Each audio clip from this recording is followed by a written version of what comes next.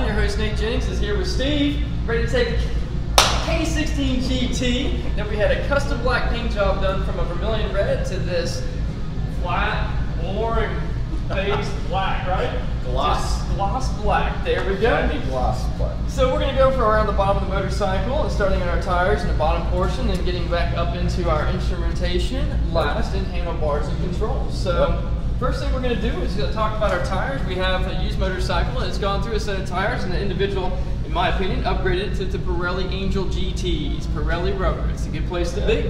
Right. They have a factory recommendation on that 17-inch wheel of being at 42 pounds in the front and our rear tire pressure 42 pounds in the rear.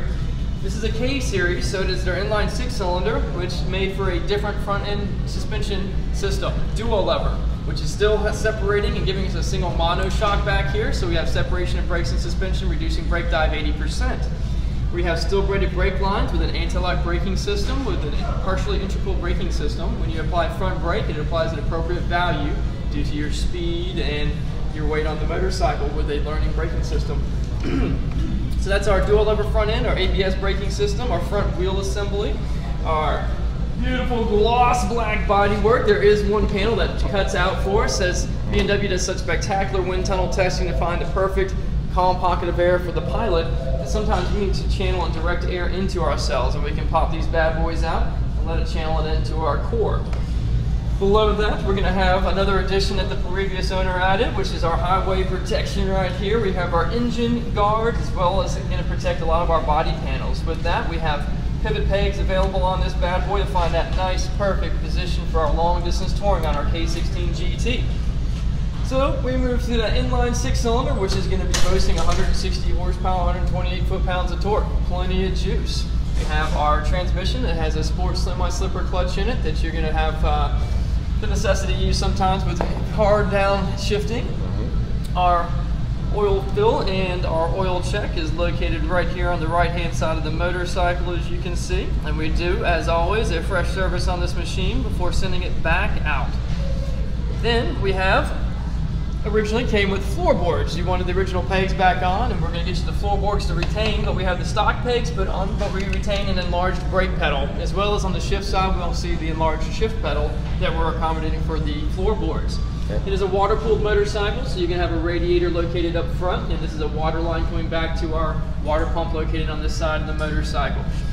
Our pegs are collapsible, as you can see here, with filler gauges, so that when Mr. Steve gets all crazy out there in the beautiful Blue Ridge Mountains and scraping pegs, they will give you a notification that you're at your about maximum lean angle.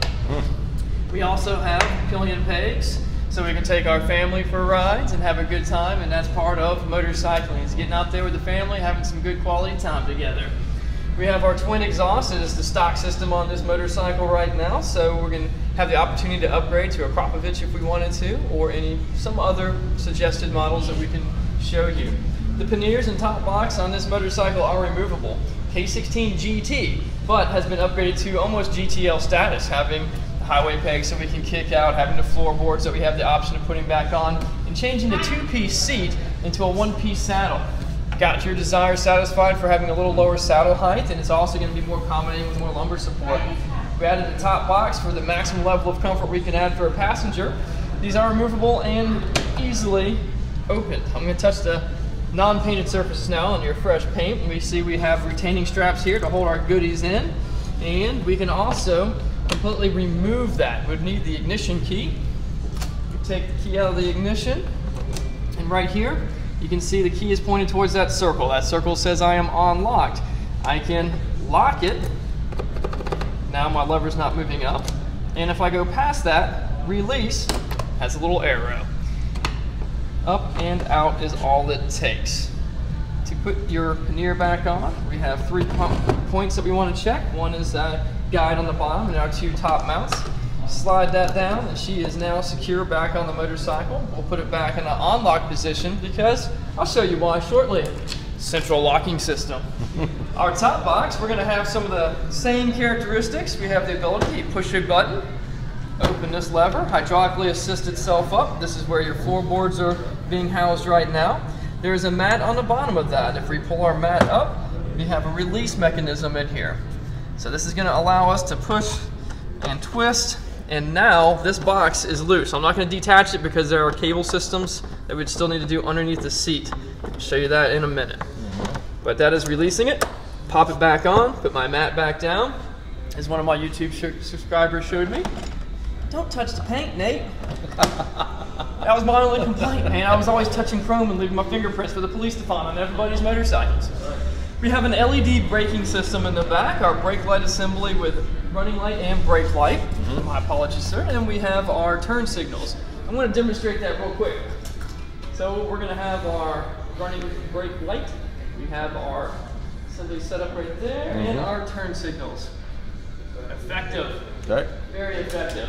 Okay. We can add to that with this bar right here. There's a cutout that we can put an additional brake light bar at the top right here for you to elect it to. We also have back-off systems that can mount on the side of your license plates, catching people's attention a little bit more with pulsating lights for braking. As we come around this side of the motorcycle, we're going to have a lift handle that's going to help us get it up on the center stand that it's on right now. We're going to have a single-sided swing arm, which is a shaft drive assembly called the paralever. The paralever is going to keep the dynamics of the motorcycle consistent, not changing the wheelbase a lot. It uses a torsion bar on the top to keep this hinging element in one piece, but preventing you from having that really old school cantilevering feeling you used to get. Our side stand has a safety switch on it. That safety switch is going to be kicking the motorcycle off if we try to put it in first or second gear with the side stand down. It doesn't want us to take off and have that bad day. You know about that? Good idea. Whew, good. We have a shift linkage assembly. This is the enlarged pedal that I was showing you that correlates to the other side. Yep. And that is a time joint connection, so we can actually release those and raise and lower our shift pedal height. Yep. Our inline 6-cylinder, and not much else for me to show you on that bad boy. Correlating pegs on this side. We do have pockets on both sides. This side is going to be housing our spare key that we have with also our backup wallet key. It is a plastic key. It is chipped. It will start the motorcycle, but they're putting it in a spot where you can put it in your wallet by not having the girth of a stock key. Our other key fob, our Virginia State Inspection paperwork. The right side pocket has our audio housing for our USB, for our audio line in. And we don't need to demonstrate that really. We know how that is. It's self-explanatory. Great. Our ignition key will open up our fuel filler,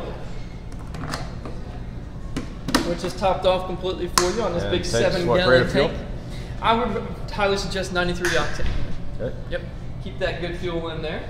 We can also remove our saddle. And removing our saddle, we need to be cautious of one thing. We have heated elements in our seats, front and rear, so we want to make sure not pull on that cable too hard. Right. But this is our connection back here that we have to do a quarter turn. Right. Quick release on that to remove the top box completely. The rest of underneath here is the brain and battery. I don't need to get onto that because I don't want to take the time in the video to disconnect the heated element. Okay. We'll put our ignition key back into the ignition, and I'll switch sides with you, let you get cozy up next to your motorcycle real quick. Have you turn your ignition on for the first time, Steve? Oh, and all the rest of the pretties that our man left us on this motorcycle. Navigation system. So we have our navigation that's integrated into this motorcycle. Now that I have power to this, I can raise my electronic windscreen, which gives me the ability to remove my navigation. It comes out the top here. There's a button on the back that I can push and release it, and I can walk away with it. The button on this? The button is right here. It's hidden by the GPS. That's why I removed it before I showed you that. We're gonna just plug that bad boy back in, power it down, and I'm walking away from it. Automatically goes down with a little knob that's gonna keep our navigation system from coming up. So if I push it, nothing's going anywhere with this bad boy. Okay. Turning the key back on, we'll go back down. We have our audio system, our tachometer, our area for our just warning lights and neutral indicators, turn signals, things of that nature. Other instrumentation I'm going to go into in a hot second, and our speedometer. So on the right hand side we have a hydraulic disc brake system that's going to have a master cylinder with adjustability for the lever, steel braided brake lines leading down to our calipers. We have a ride-by-wire twist throttle assembly. We have a central locking system. So earlier I showed you the panniers being able to just quickly be opened. Now, but Nate, it's pointing towards the dot. It should open. I'm overriding that with my electronic central locking system. Okay. Below that is my mode selection. This is going to have 3 different modes. We start with rain, road, and dynamic. We're going to take off in whatever you desire. What do you want to do today, Comfort. Steve? It's broken in. You want to be in a more comfortable casual ride? We'll stay in road then. Okay. And then I'm going to do the suspension settings with your ESA system. That's going to get you that extra comfort. Okay. Below that is a rocker switch for our run and start.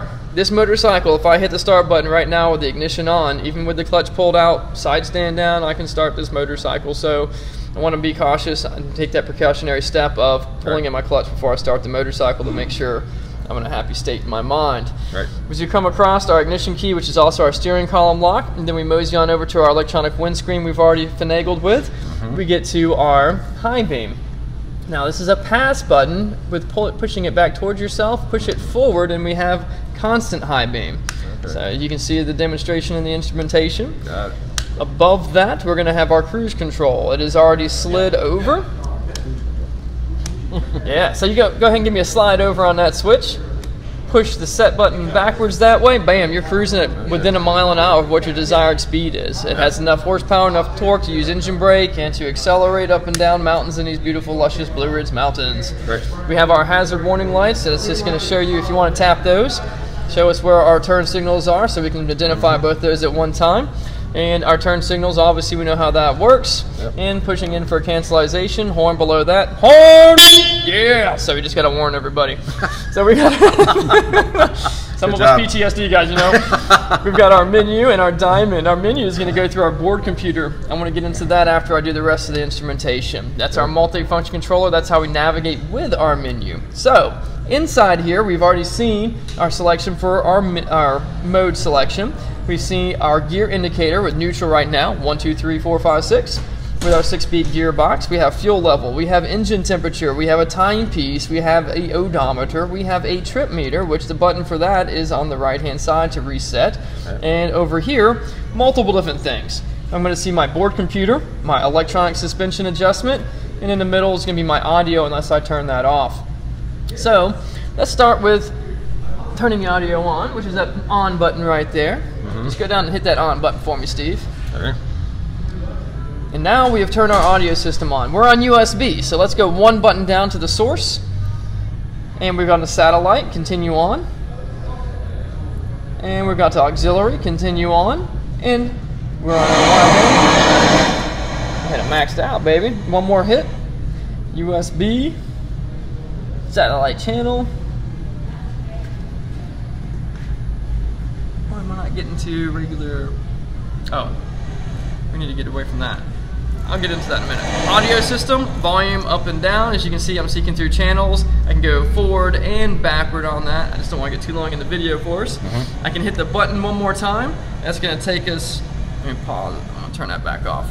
That's going to take us to our next selection, which is our board computer. So as we slide up here, we have consumption average 1, consumption average 2. We want to change those. You see how it has a black arrow going over to the right? Okay. Hold the multifunction controller, zero it out.